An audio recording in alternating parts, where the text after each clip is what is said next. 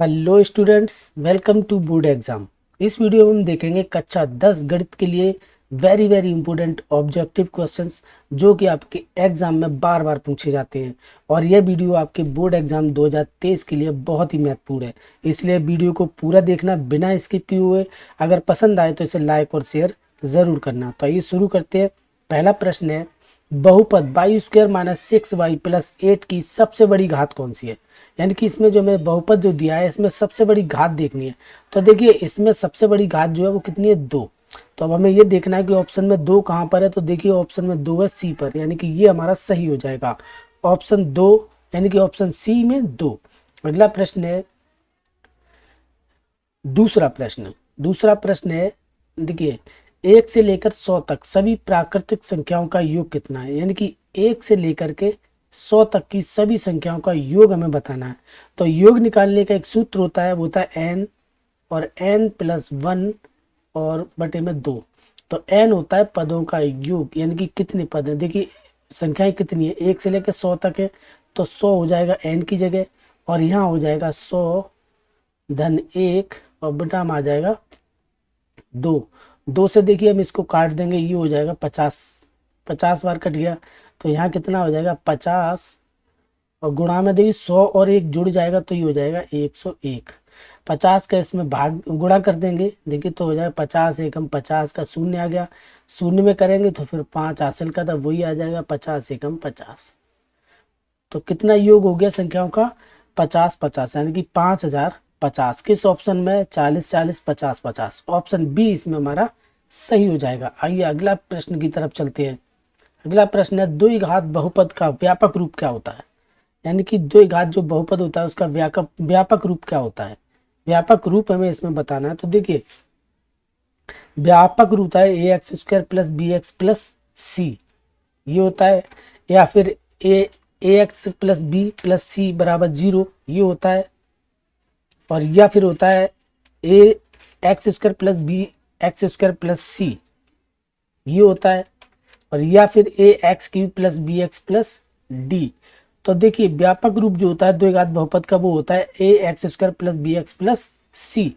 तो option A हमारा इसमें सही हो जाएगा, a x square plus B x plus सी, ये जो होता है द्विघात बहुपद का व्यापक रूप होता है।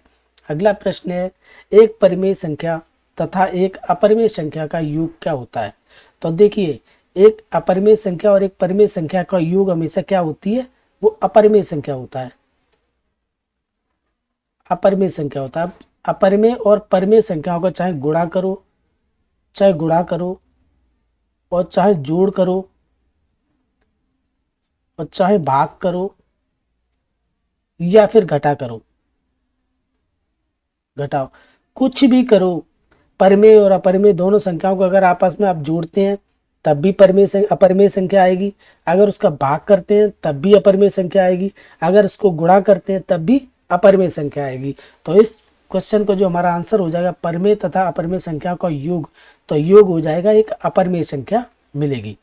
अगला प्रश्न है, यूक्लिड विभाजन या परिमेय का किन पूर्णांकों के लिए संभव है। तो यूक्लिड विभाजन प्रमेय का जो होती है वो धनात्मक पूर्णांकों के लिए संभव होती है। तो इसमें हमारा ऑप्शन ए सही हो जाएगा। अगला प्रश्न है, द्विघात बहुपद यानी कि एक्स स्क्वायर माइनस 2 के शून्य के। तो शून्य के निकालने के लिए हम क्या करते हैं, देखिए एक्स स्क्वायर यहाँ हो गया -2 बराबर 0 के कर लेते हैं। तो देखिए एक्स स्क्वायर बराबर हो जाएगा, माइनस का इधर हो जाएगा प्लस का हो जाएगा। अब देखिए ये वर्ग यहाँ से हटाएंगे तो ये से रूट में ले लेंगे इस संख्या को, तो ये हो जाएगा x बराबर √2, ये हो जाएगा प्लस और माइनस में √+ और माइनस। तो हम इसे इस तरह से भी लिख सकते हैं, देखिए एक लिख लेंगे √2 और दूसरा -√2, ठीक है। तो इस तरह से लिख लेंगे। तो ये देखिए कौन से ऑप्शन में है, 2/2 है, √2 प्लस का है, √2 माइनस का है। तो ऑप्शन बी हमारा इसमें सही हो जाएगा। अगला प्रश्न है 7वां, आंकड़े 2 3 5 9 7 3 6 का परिसर ज्ञात कीजिए। देखो परिसर निकालने का क्या तरीका होता है, परिसर बराबर होता है सबसे बड़ी संख्या यानी कि बड़ी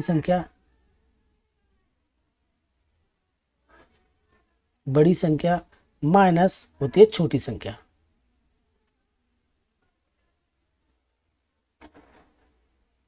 छोटी संख्या। अब देखिए जो आंकड़े दिए इनमें सबसे बड़ी संख्या कौन सी है, तो देखिए 9। 9 जो इसमें सबसे बड़ी संख्या है तो हम लिखेंगे 9। सबसे छोटी कौन सी है, तो देख सकते हैं कि सबसे छोटी संख्या जो है वो 2 है, तो यहाँ लिखेंगे -2 बराबर आ गई 7 के। तो इसका जो आंकड़ों का परिसर कितना हुआ, परिसर हुआ 7। तो देखिए कौन सी ऑप्शन में 3, 6, 5, 7, यानी कि ऑप्शन डी इसमें हमारा सही हो गया।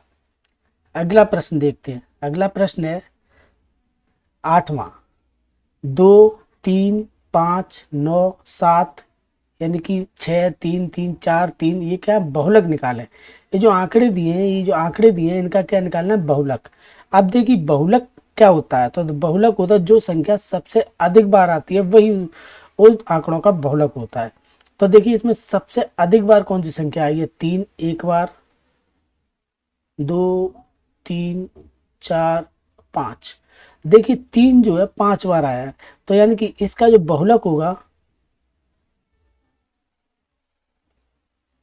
बहुलक हो जाएगा बराबर 3। यानी कि 3 इन आंकड़ों में सबसे अधिक बार आया है, तो इन आंकड़ों का जो बहुलक होगा वो निकलेगा 3। तो ऑप्शन हमारा ए इसमें सही हो जाएगा 3। अगला प्रश्न है, वृत्त की त्रिज्या 35 सेंटीमीटर हो तो परिमाप ज्ञात कीजिए। यानी कि एक वृत्त है,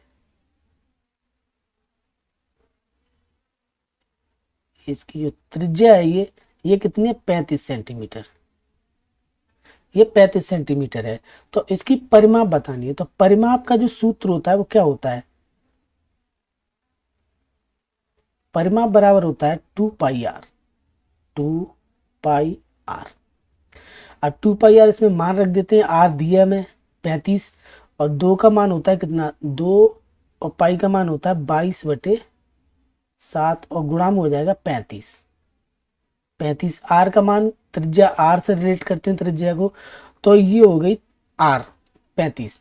तो 7 से काट देंगे, 7 पंजे कितना होता है 35।